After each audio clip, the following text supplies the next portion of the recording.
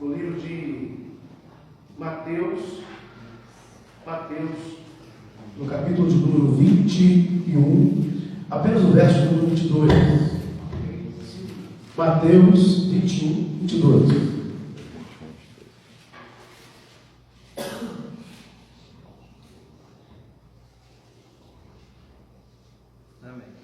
Amém, queridos? Dá uma olhada para o seu lado, você tem esse livro, você dividir com ele.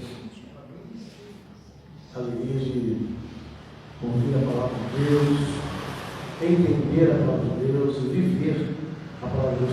Mateus 21, 22. Diz assim: e tudo quanto pedirdes em oração, crendo, recebereis. Amém. Pai, continue conosco e fala ao nosso coração, em nome de Jesus. Amém. Talvez alguém pense, pastor, as coisas são tão automáticas assim. Tudo que eu peço a Deus, orando, crendo, Deus me dá.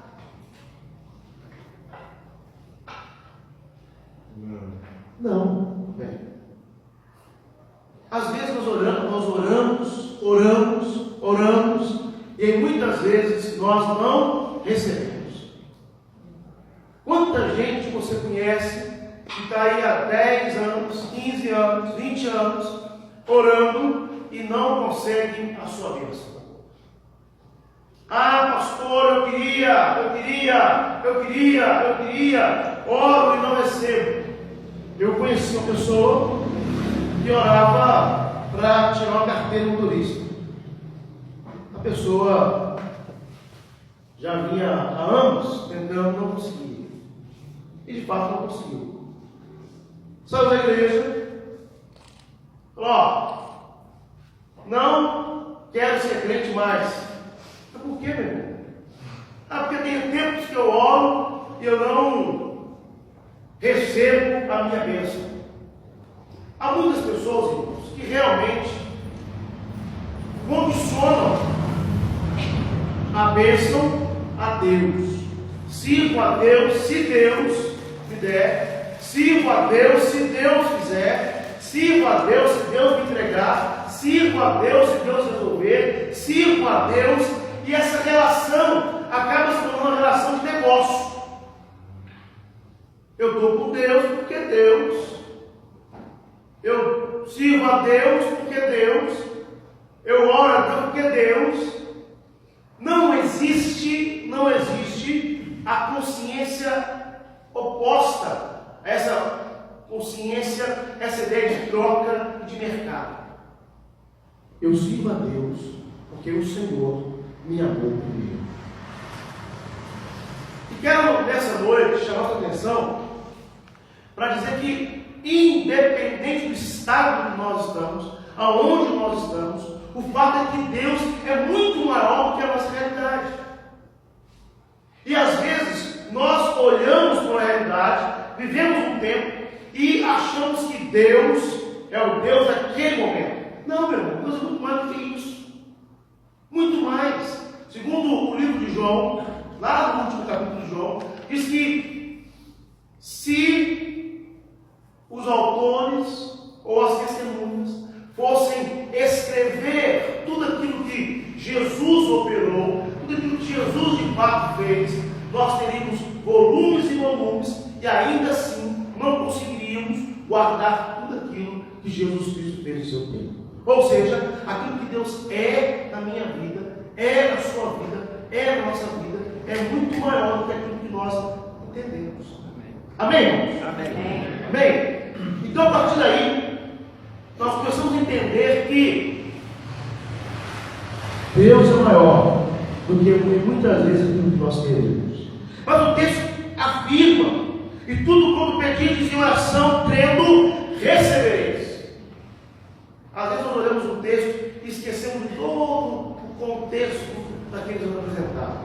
Jesus vinha andando em uma caminhada já cansado, e com fome, debaixo da figueira,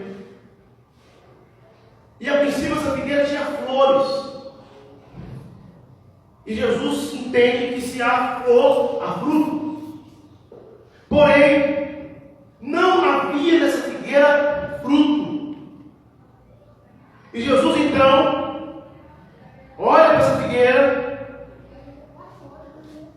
e amaldiçoou. Quero convidar você a ler lá no versículo 18 do livro de Mateus 21. Diz assim: cedo de manhã, ao voltar para a cidade, teve fome, e vendo a figueira à beira do caminho, aproximou-se dela, e não tendo achado senão folhas, disse: nunca mais nasça fruto de ti. E a figueira secou imediatamente.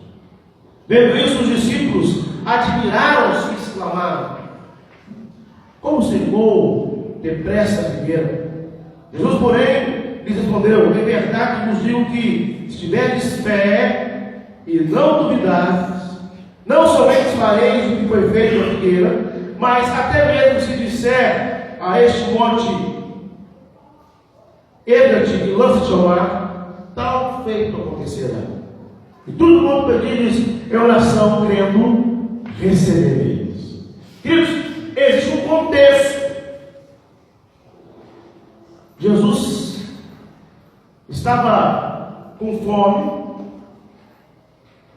e havia uma necessidade. O fato é que muitas pessoas por aí, hoje, querem fazer de Jesus uma moeda de troca, fazer da palavra de Deus uma moeda de troca. Não é bem isso que o texto nos ensina. A princípio, existia uma realidade. Às vezes olhamos para a nossa realidade e nos colocamos em condições e não apresentamos aquela realidade ao Senhor. Em segundo lugar, existe um momento, um tempo, um fato, um ato de fé, onde eu creio piamente, unicamente, exclusivamente no poder da oração. Gosto do cântico que nós cantamos muito aqui na igreja, né? Eu creio no poder do joelho que se dobra, eu creio no poder da oração. O fato é, irmãos e irmãs, que nós não, como diz muito bem o texto, nós não podemos duvidar. Não existe um tempo de troca, mas sim um momento de absoluta certeza de que Deus é Deus que opera. Deus é Deus que opera. Deus é Deus que faz. Deus é Deus que é. Em terceiro lugar, um tempo de liberdade, onde eu falo: Senhor, eis aqui a minha causa, eis aqui a minha situação, eis aqui, Pai, a minha caminhada, eis aqui, Deus, o meu momento, eis aqui, Senhor. E naquele momento eu entrego ao Senhor, não duvidando, mas tendo certeza que algo Deus há de fazer. Querido, nenhuma das nossas orações são feitas as quais o Senhor não as ouve. É muito triste, às vezes, quando nós colocamos uma condição para que Deus possa nos atender e nos entender. Me lembro de uma vez, conversando com um irmão, ele disse para mim: pastor, eu tenho suplantado a Deus. E eu perguntei para ele: suplantado a Deus? Sim, suplantado a Deus. Eu perguntei para ele: meu irmão, sabe o que é a palavra suplantar a Deus?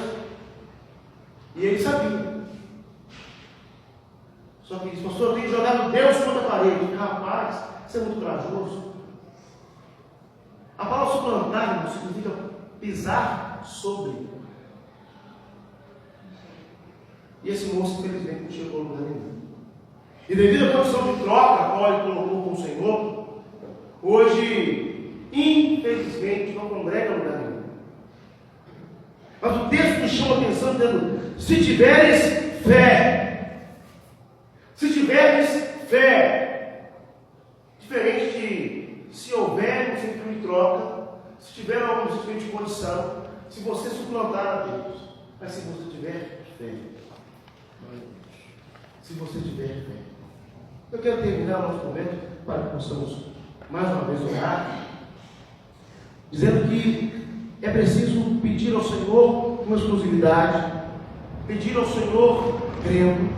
E quando eu digo pedir ao Senhor com exclusividade, é pedir apenas a Deus. Pedir apenas a Deus. Algumas pessoas que pedem a Deus, pedem A, B, C, D. Mas o Senhor aqui nos chama a pensar que a nossa oração deve ser feita em exclusividade. Eu creio no Deus que é e no Deus que será. Eu creio no Deus que abre porta onde não tem. Eu creio no Deus que abençoa, que faz do desvalido um príncipe, que faz, como nós lemos no texto bíblico, o cego enxergar, o mudo ouvir, o mudo falar, ou o surdo ouvir. Eu creio em Deus que opera milagres. E creio em Deus que não divide a sua glória com ninguém. É dessa forma, Deus. Mas eu creio em Deus também, o texto qual nos chama a aprender, que muitas vezes, ao orarmos, talvez por um motivo ou outro, eu não chegue a ver aquilo que eu pedi. Mas os meus filhos serão abençoados, meus netos serão abençoados, e gerações futuras serão abençoadas. Porque o Deus que nós servimos é maior do que a condição a qual nós nos encontramos. O Deus ao qual nós servimos é maior do que o tempo ao qual nós nos encontramos. Esse é o Deus. E talvez, queridos, às vezes nós tentamos negociar com o Senhor, ou nós oramos a Deus, entendendo que eu preciso orar ao Senhor e ter um outro tipo de atitude, ou fazer de outra realidade, Deus também. Mas eu quero nessa noite, em nome de Jesus, dizer para você, querido, que o seu joelho quando se dobra, que a sua lágrima quando desce, que a sua voz quando se impõe, nada disso aos olhos do Senhor é à toa. Muito pelo contrário. Quando o joelho se dobra, quando uma lágrima desce aos olhos, quando falamos, Senhor, eis aqui, Pai, a minha realidade. Deus é Deus que ouve. E as portas do inferno não prevalecem sobre a sua vida. Porque esse Deus é o Deus que é. O que você quer do Senhor nessa noite? Eu quero chamar a sua atenção para que você ore ao Senhor e peça ao Senhor com exclusividade. Ore ao Senhor crendo. E ore ao Senhor entendendo que vale a pena. Vale a pena continuar dizendo, Senhor, eu estou aqui, para que a minha vida seja abençoada. Vamos orar?